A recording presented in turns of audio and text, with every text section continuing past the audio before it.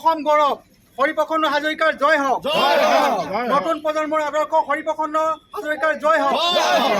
Heart throb বিশ্বশিল্পী Zubeen গাৰ্গৰ জয় হওক। Heart throb বিশ্বশিল্পী Zubeen গাৰ্গৰ জয় হওক। অসমীয়া ছবি উদ্যোগৰ জয় হওক। অসমীয়া ছবি উদ্যোগৰ জয় হওক। উইংছ অৱ হাজৰিকাত সম্পন্ন হ'ল ৰিজাৰ্ভ বাছ অসমীয়া বোলছবি চাবলৈ যাওঁ আহক আৰু অৰ্কিড ৰোপণ অনুষ্ঠান।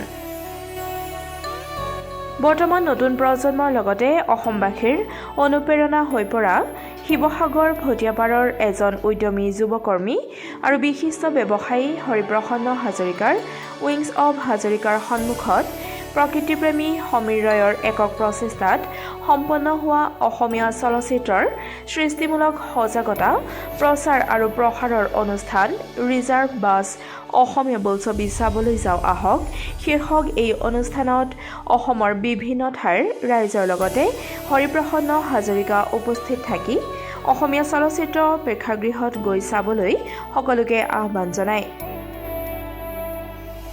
সমীৰ ৰায়ক 2017 চনৰ পৰা এককভাৱে অব্যাহত ৰখা এই যাত্ৰাৰ বাবে ধন্যবাদ জ্ঞাপন কৰে।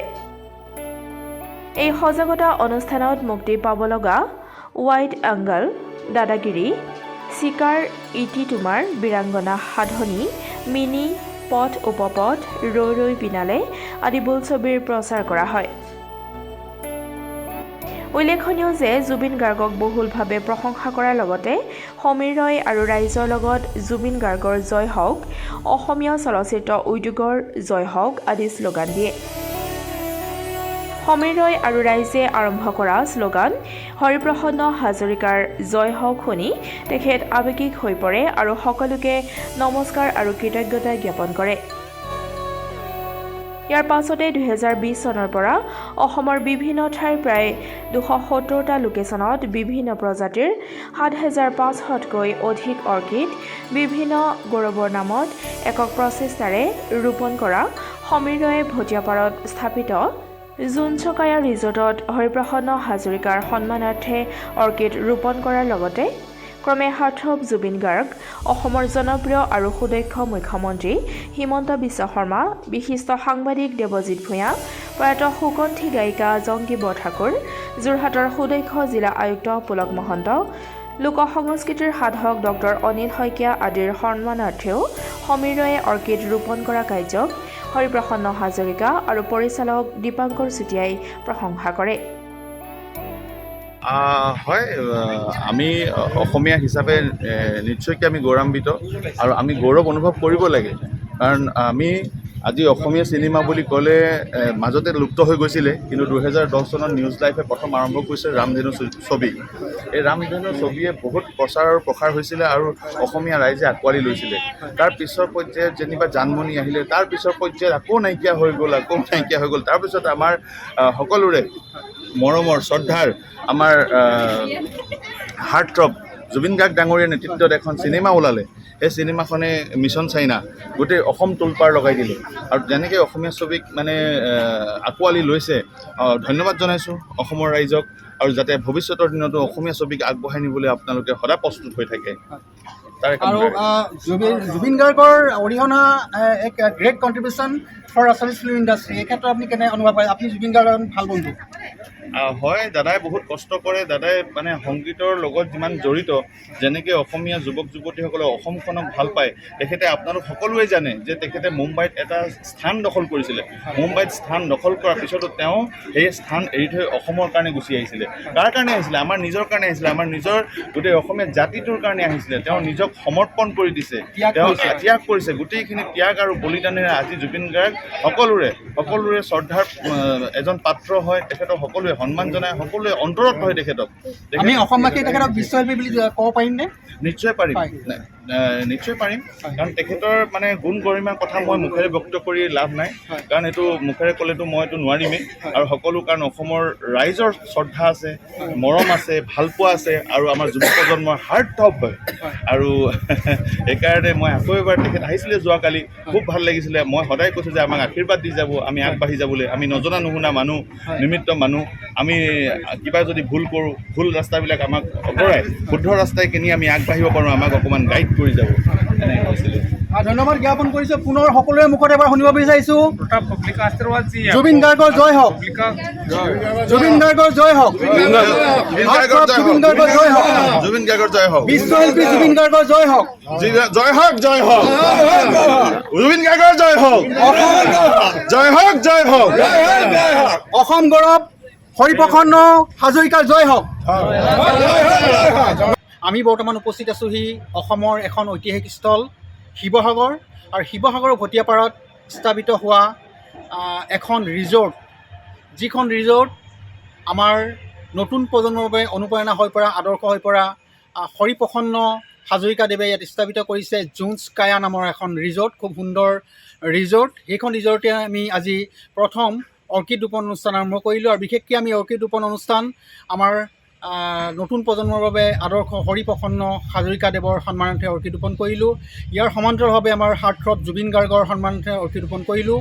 আমাৰ সুকন্ঠী গায়িকা প্ৰয়াত জংকী বৰঠাকুৰৰ সন্মানাৰ্থে অৰ্কিড ৰোপণ কৰিলোঁ। ইয়াৰ পিছতে ভইচ অৱ দ্য নেশ্যনৰ সৃষ্টিকৰ্তা আৰু বিশিষ্ট সাংবাদিক সাংস্কৃতিক কৰ্মী দেৱজিৎ ভূঞাদেৱৰ সন্মানাৰ্থে আমি অৰ্কিড ৰোপণ কৰিলোঁ। ইয়াৰ পিছতে আমি অৰ্কিড ৰোপণ কৰিলোঁ আমাৰ অসমৰ এগৰাকী জনপ্ৰিয় মুখ্যমন্ত্ৰী ডক্টৰ হিমন্ত বিশ্ব শৰ্মাৰ সন্মানাৰ্থে অৰ্কিড ৰোপণ কৰিলোঁ। এটা খুব ভাল অনুভৱ। আমি আশা কৰিছোঁ যে অনাগত দিনবোৰতো আমাৰ ইয়াত আমি ৰোপণ কৰা অৰ্কিডসমূহ আমাৰ ইয়াত থকা সকলে প্ৰতিপালন কৰিব, এই আমি আশা কৰিছোঁ। হৰিপ্ৰসন্ন হাজৰিকাদেৱৰ সন্মানাৰ্থে আমি অৰ্কিড ৰোপণ আৰম্ভ কৰিলোঁ ইয়াত, আৰু ইয়াৰ পিছতে আমি আমাৰ অসমৰ হাৰ্টথ্ৰব জুবিন গাৰ্গৰ সন্মানাৰ্থে অৰ্কিড ৰোপণ কৰিলোঁ। ইয়াৰ পিছতে আমাৰ সুকন্ঠী গায়িকা প্ৰয়াত জংকী বৰঠাকুৰৰ সন্মানাৰ্থে অৰ্কিড ৰোপণ কৰিলোঁ। ইয়াৰ পিছতে আমাৰ বিশিষ্ট লেখক সাংবাদিক ভইচ অৱ দ্য নেশ্যনৰ সৃষ্টিকাৰক দেৱজিৎ ভূঞাৰ সন্মানাৰ্থে আমি অৰ্কিড ৰোপণ কৰিলোঁ। ইয়াৰ পিছতে আমাৰ এগৰাকী জনপ্ৰিয় মুখ্যমন্ত্ৰী আৰু সকলোৰে এক অনুপ্ৰেৰণা আদৰ্শ হিমন্ত বিশ্ব শৰ্মা দেৱৰ সন্মানাৰ্থে আমি অৰ্কিড ৰোপণ কৰিলোঁ। খুব ভাল অনুভৱ। আৰু আমাৰ লগত এগৰাকী স্বাৱলম্বী যুৱক আৰু এগৰাকী নতুন প্ৰজন্মৰ বাবে অনুপ্ৰেৰণা আমাৰ দীপাংকৰ চুতীয়া দা আছে, ইয়াৰ বিশেষ তদাৰকৰ দায়িত্বত আছে। তেখেতৰ মুখেৰে দুআষাৰ অনুভৱ। জোনছ কায়া ৰিজৰ্ট এতিয়া আমাৰ 2018 নৱেম্বৰ 5th of নৱেম্বৰৰ পৰা ষ্টাৰ্ট হৈছিলে। চ' এইটো এটা 5 নম্বৰ বছৰ আমাৰ ৰানিং হৈ আছে। চ' ইয়াত মেক্সিমাম আমাৰ ধৰি লওক যিখিনি লোকেল আপোনাৰ ল'ৰা, যিখিনি নিবনুৱা ল'ৰা আছিলে, তেওঁলোকৰ কাৰণে এটা বিশেষ মুহূৰ্ত, তেওঁলোকৰ কাৰণে এটা এনেকুৱা এটা অনুষ্ঠান য'ত তেওঁলোকে নিজে এটা ফেমিলি স্বাৱলম্বী হ'ব পাৰিছে। Employment main employment. ত' তেনেকৈ আমাৰ উইংছ অফ হাজৰিকা সেইটো আহিলে আমাৰ লোকেলি বহুত বস্তু এমপ্লয়মেণ্ট হয়, এটা এৰিয়া ডেভেলপমেণ্ট হয়, এতিয়া যিখিনি বস্তু ইয়াত আগতে নাছিলে। ত' সেই গোটেই এৰিয়াটোৱে এইখন জোনছ কায়া হোৱাৰ পিছৰ পৰা টুৰিজিম প্লাছ আৰু আপোনাৰ যিখিনি এৰিয়া ডেভেলপমেণ্ট, সেইখিনি বহুত বস্তু আগবাঢ়ি গৈছে আগতকৈ। চ' সেইখিনিৰ কাৰণে আমি ইয়াৰ জোনছ কায়া ৰিজৰ্টৰ অ'নাৰ ভাস্কৰজ্যোতি হাজৰিকা, তেওঁ আমি বিশেষ নথৈ আনন্দিত, আৰু তেওঁৰ কাৰণে যিখিনি আমাৰ সন্মান আছে সেইখিনি সদায় থাকিব। আৰু ভাস্কৰজ্যোতি হাজৰিকাৰ দাদাক হৰিপ্ৰসন্ন হাজৰিকা, এতিয়া নতুন যি ব্যতিক্ৰম এটা তেওঁ পদক্ষেপ লৈছে, ঠিক আছে, এয়াৰক্ৰাফ্টখন আনি পেলানি, ঠিক আছে। চ' সেইটো আমাৰ কাৰণে অসমৰ কাৰণে এটা গৌৰৱ হয়। চ' আমি সেইখিনি বস্তু আমি সকলোৱে যাতে আগবঢ়াই লৈ যাব পাৰোঁ, আৰু আপোনালোকৰো সেইকাৰণে এটা আশীৰ্বাদ, আৰু আপোনালোকৰ আপোনালোকৰ ফালৰ পৰা যেনেধৰণে আপোনালোকে সহায় সহযোগ কৰিছে আজি এইখিনি বস্তু কৰিছে, সেইখিনি আপোনালোকৰ কাৰণে আমাৰ ধন্যবাদ। জোনছ কায়া ফেমিলিৰ ফালৰ পৰা আৰু হৰিপ্ৰসন্ন হাজৰিকাৰ ফালৰ পৰা মই ধন্যবাদ জনাইছোঁ। শুভেচ্ছা শুভকামনা জ্ঞাপন কৰিলোঁ। স্বাৱলম্বিতাৰ এক সুন্দৰ নিদৰ্শন। আমি বৰ্তমান উপস্থিত আছোঁহি আমাৰ অসম সন্তান শিৱসাগৰৰ গৌৰৱ হৰিপ্ৰসন্নতাৰ ইয়াত যি সৃষ্টি কৰা এক ধুনীয়া পৰিৱেশ, আৰু ইয়াতে স্থাপিত হ'ব অসম ভাৰতবৰ্ষই গৌৰৱ কৰিব পৰা এক ধুনীয়া টুৰিজিমৰ এক স্থান।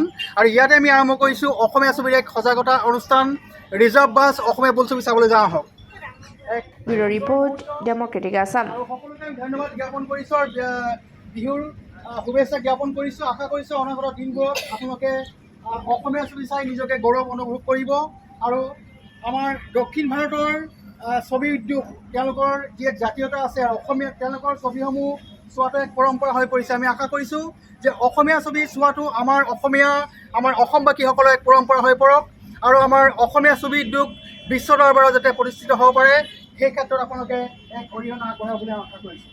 আৰু আমাৰ মাজত এগৰাকী নতুন প্ৰজন্ম আছে, এই ক্ষেত্ৰত আপোনাৰ অনুভৱ যে বৰ্তমান নতুন প্ৰজন্ম হিচাপে আমি অসমীয়া ছবিৰ উদ্যোগটিৰ উত্থানত কেনেধৰণে সহায় কৰিব পাৰোঁ, ছবি চাব লাগে, নহয় জানো? হয়, ধন্যবাদ জ্ঞাপন কৰিছোঁ। আৰু দাদা এগৰাকী আছে বৰ্তমান অসমীয়া ছবিৰ এক সোণালী যুগ আৰম্ভ হৈছে, সকলোৱে ওলাই আহিছে আৰু আমি দক্ষিণ ভাৰতত যিদৰে তেওঁলোকৰ আদৰ্শ আছে তেওঁলোকৰ ছবিসমূহ চোৱাটো আৰু আমাৰ নতুন প্ৰজন্ম বা শিক্ষাৰ্থীসকলক যিসকলে মাক দেউতাকে বা শিক্ষাগুৰুসকলে আদৰ্শ দিছে যে তেওঁলোকৰ ছবিসমূহ চাব লাগে আৰু ছবি উদ্যোগটো আগবঢ়াই লৈ যাব। তেনে ক্ষেত্ৰত আমাৰ অসমত তেনেধৰণৰ পৰিৱেশ আহিছে বুলি ভাবে নেকি? ভাবিছোঁ বৰ্তমান লুপ্ত হৈ গৈছে অসমীয়া বস্তু। এতিয়া যিখিনি জাগ্ৰত হৈছে আমি তথাপিও শিকি হৈছোঁ আৰু নৱপ্ৰজন্মও তাৰ পৰা উপকৃত হ'ব বুলি ভাবিছোঁ। হয়, ধন্যবাদ জ্ঞাপন কৰিছোঁ আৰু এই ক্ষেত্ৰত আমাৰ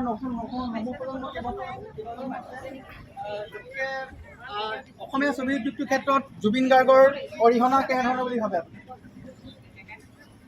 জুবিন গাৰ্গৰ অৰিহণা কেনেধৰণৰ বুলি ভাবে? জুবিন গাৰ্গৰ ছবি উদ্যোগৰ ক্ষেত্ৰত বহুত তেখেতে কৰি আছে, তেখেতৰ বাবে আপুনি কি বুলি ক'ব?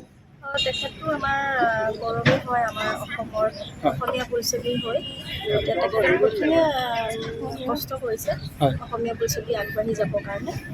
এতিয়া আগতকৈ বহুতখিনি আগবাঢ়িছেও, আশা কৰোঁ আৰু আগবাঢ়ি যাওক। ধন্যবাদ জ্ঞাপন কৰিছোঁ আৰু আমি জনাব পাই ভাল পাম যে অলপতে মুক্তি পাব আমাৰ হাৰ্টথ্ৰব বিশ্বশিল্পী জুবিন গাৰ্গৰ চিকাৰ। চিকাৰ কোনে লৈ আছে? চিকাৰ কোনে লৈ আছে? চিকাৰ এখন ফ্লেক্স আছিলে, কোনে লৈছে?